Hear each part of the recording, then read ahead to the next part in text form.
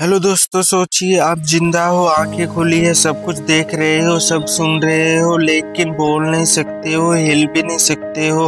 लोग आपको बेहोश समझकर बातें कर रहे हैं और आप अंदर ही अंदर चीख रहे हो कि मैं जिंदा हूँ, मैं जिंदा हूँ।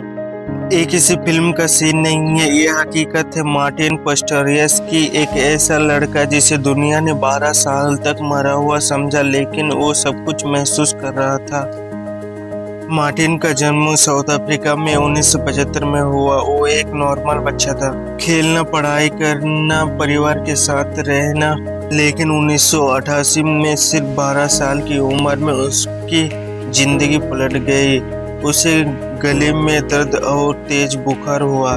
फिर धीरे धीरे उसका शरीर कमजोर होने लगा। डॉक्टरों ने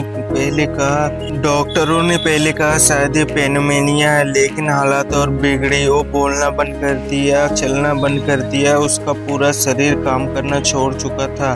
डॉक्टर ने पेरेंट्स को साफ कह दिया, मार्टिन अब कभी ठीक नहीं होगा, ये जिंदगी भर वेजिटेबल की तरह रहेगा।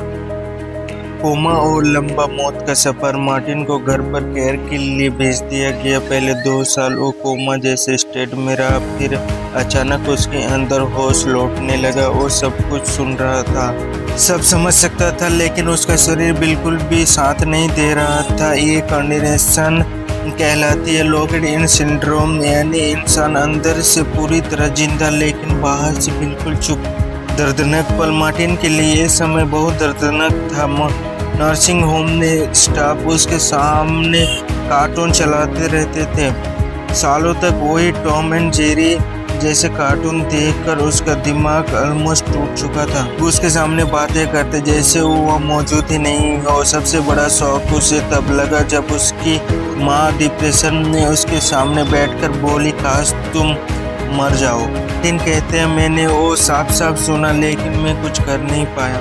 उम्मीद की किरण। लगभग 12 साल तक मार्टिन इस हालत में रहा, लेकिन एक दिन एक थेरेपिस्ट ने नोटिस किया कि उसकी आंखों में अवेयरनेस है। अपने पेरेंट्स से कहा, मुझे लगता है ये लड़का सब समझ रहा है।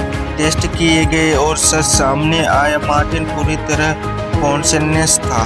टेक्नोलॉजी और थेरेपी से उसने कंप्यूटर के जरिए कम्युनिकेशन करना शुरू किया। धीरे धीरे उसने अपने परिवार और पूरी दुनिया को बताया, मैं सब सालों से सुन रहा था और देख रहा था।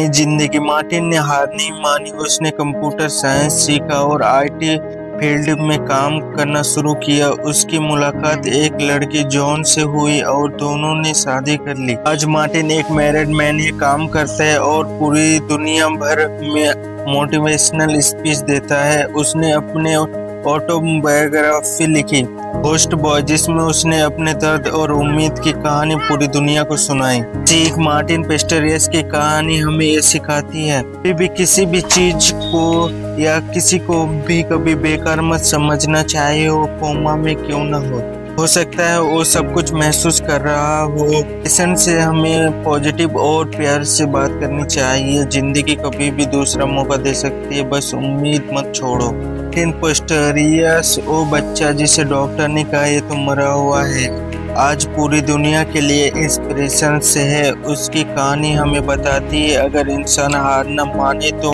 मौत जैसी चुप्पी भी टूट सकती है।